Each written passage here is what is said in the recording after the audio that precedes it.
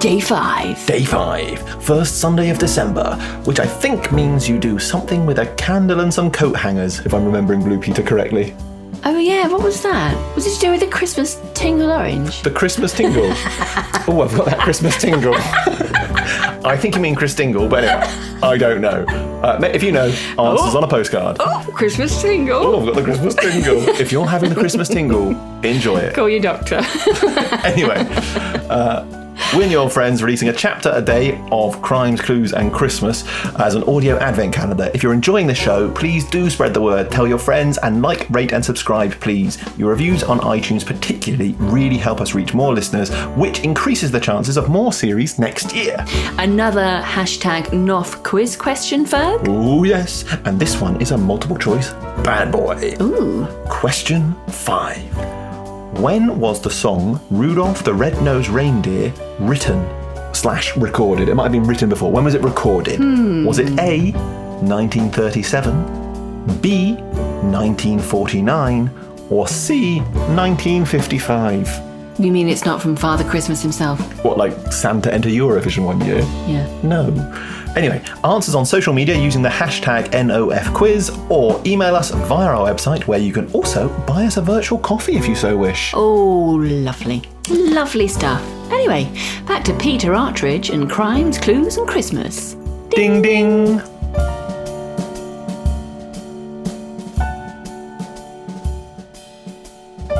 Crimes, Clues and Christmas, Chapter 5.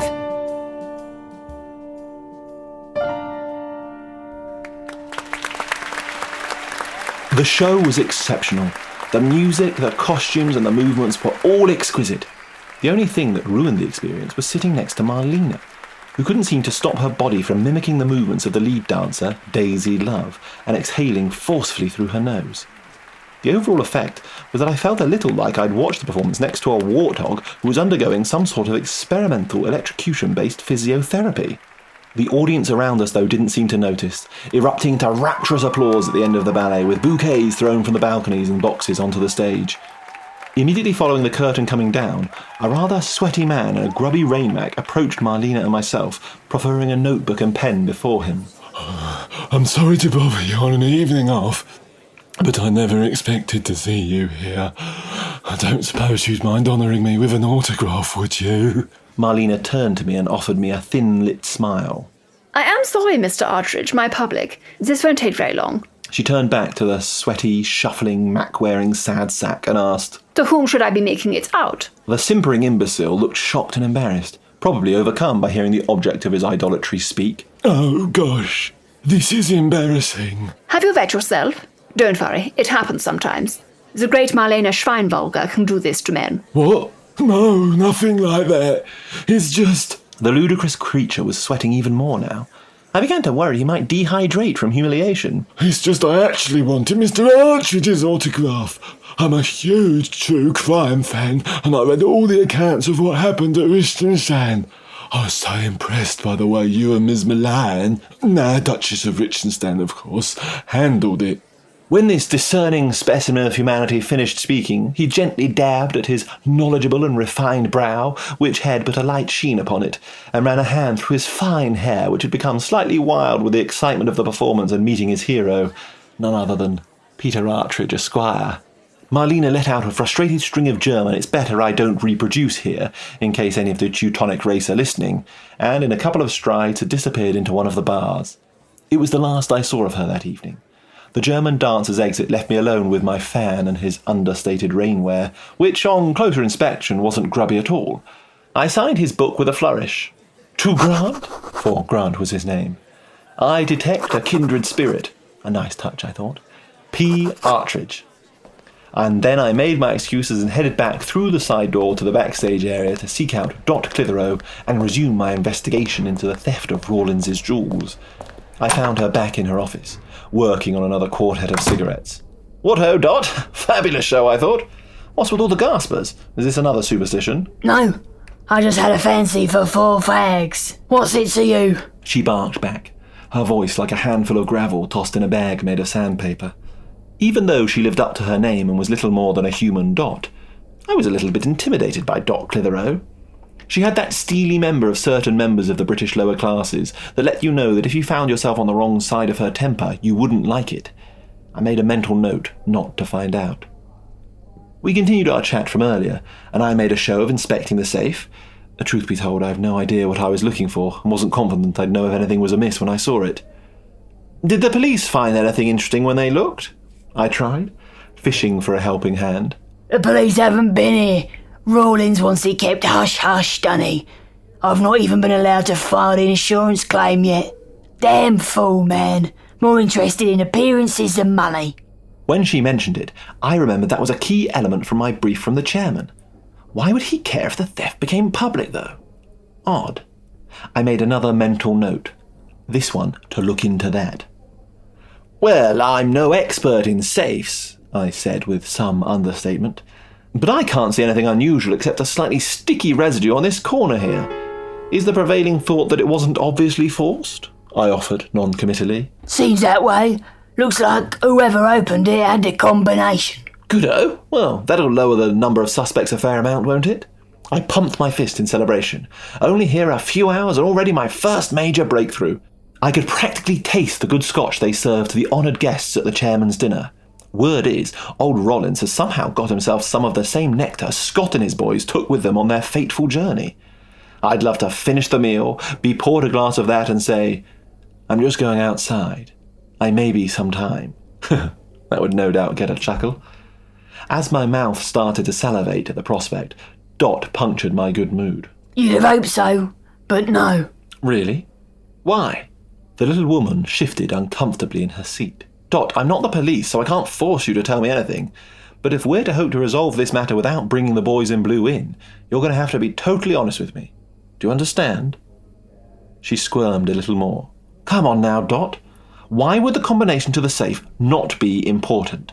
Her humongous eyes narrowed, and she extinguished her nicotine quartet. Then she mumbled, It's not my fault. It wasn't my bloody idea, it was Rawlins. Understood. What was Rawlins's fault? I coaxed. He used to come around pretty regular, and when he did, he liked to pop in during the interval and take a look at the evening's takings, just to see them, like. But he'd never let me know in advance if he was in. He'd just walk into the auditorium right close to the curtain time. I don't see why that would be a problem. Again, Dot squirmed. Oh, it's embarrassing. You need to tell me, Dot. Fine. I like ballet. Always have. I always wanted to be a ballerina myself. But look at me. I am totally the wrong shape. My legs are short, my stomach goes out, and my feet are massive. If my partner starts dancing de pas de deux, I'm going to be padding 3 or 4 times for every one of his deux, ain't I? Thanks to her giant lenses, I could see the very beginnings of tears forming in the edges of her eyes before she forcefully blinked them away. I'm sure you'd make a fine ballet dancer, I lied. Maybe the chorus, but still. She saw straight through my attempt to console her and flashed me a warning look. You're being kind, Mr. Artridge, or mocking me. I don't care for either. The point is I really like ballet, so if no one is about, I sneak in the back of the auditorium and watch. Well, surely you don't need to sneak in, do you? I mean, you work here. Couldn't you just ask for comps? And let all these pretentious idiots know that I think what they spend their lives doing isn't totally ludicrous and beneath me. Not bloody likely. So anyway, it kept happening that when Eldridge would turn up unannounced, I wouldn't be around to let him into the safe, and he would never remember the combination. He got fed up with having to wait for me, and said I had to write the combination down and stick it on the top of the safe. The sticky residue! The sticky residue. Wasn't he concerned about the obvious security risk? I warned him, but he said no one was going to break in here, and if they did, who would think we'd be daft enough to leave the combination to the safe stuck on top of the thing? That's actually quite clever. No, it isn't, Mr. Artridge. It's dafter than a donkey that just got bonked on the head, but he's the boss, and I had to do what he said. The first thing I did when I came in and saw the jewellery was missing was peel off the paper with a combination. The insurers will never pay out if they got wind of it. She banged her hand onto her desk, causing a couple of cigarettes to spill from her case, which she promptly scooped up into her mouth and lit. May I see the note in question? I asked, and she opened one of the drawers on her desk and handed it to me. It read, 18 left, 92 right, 29 left, 81 right. This is not the code for the below safe. That last part was Rawlins' idea and all. The numbers come from the Nutcracker Ballet, 1892. Forwards and backwards. I see. Well, I have to agree with you. This doesn't help much. So, who was in the building the night of the last performance the jewellery was used? Dot blew out her cheeks like a plumber who's about to quote you the GDP of a small country to replace a washer on your bathroom tap. In the building, hundreds of people. We were sold out. Right, yes. Good point. OK, well, who had access to the backstage area? I mean, still a good number of people. You got all the cast for a start. You've seen the show. I have. There must be about 30 of them all told. 32 plus 15 in the crew. I think 4 of the creative team were in that night. Then you've got Dennis on stage door and the cleaners. What I hoped would be a pretty simple little case suddenly stretched out ahead of me. The interviews alone would take me past the big Christmas meal at the club. There must be a way of narrowing the list down. What list? Of suspects who could have stolen the jewels. Oh yeah, there is. Only the director, Michael Barrington, the prima, the male principal, Rudy Lightfoot, and the costume mistress, Charlotte, Chaz, McConstance, knew the jewels were real and that we kept them on site overnight. Suddenly, the prospect of sitting in pride of place as they doled out their sprouts and roast potatoes looked good once more. Just 4 suspects. It would be child's play. But my detective instincts kicked in. Hang on, Artridge, old chap. It's more than 4 suspects, isn't it? Dot herself knew. My first big moment of triumph had arrived. It's always nice to wrong-foot a suspect early doors. Lets them know you've got a mind like a steel trap. It was more than 4 people who knew, wasn't it? I prodded, setting the trap. I never said it was 4 people. Michael, the 2 primas, Marlena first and Daisy, Rudy and Chaz. 5. Blast! I'd forgotten Marlena had started off in the role, but Dot didn't know that. The plot was still on. Aren't you still forgetting someone? Oh, of course. Eldridge Rawlins knew too. Oh, good grief. Another edged ball got past my slip cordon, but luckily Dot had fielded it at deep backward point and was still none the wiser that I'd made the error. We were up to 6, but I was sitting on the 7th. One more, I think, Dot. Don't you? I don't know if Eldridge ever told Flo, if that's what you're getting at. We didn't see her often around here. Time for me to score the point I'd so carefully constructed. Not Florence, Dot.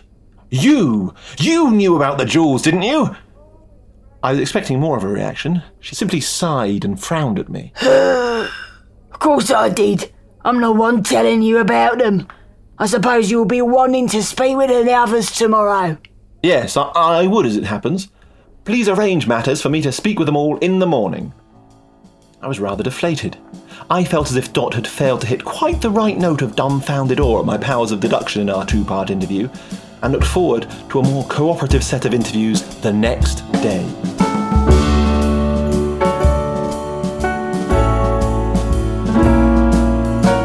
Crimes, Clues and Christmas is a New Old Friends production, part of the Comedy Whodunits for Your Ears podcast series, written and performed by Feargus, Dunlop and Heather Westwell, with sound and music by Fred Riding. New Old Friends gratefully acknowledge the support of Arts Council England in making Comedy Whodunits for Your Ears.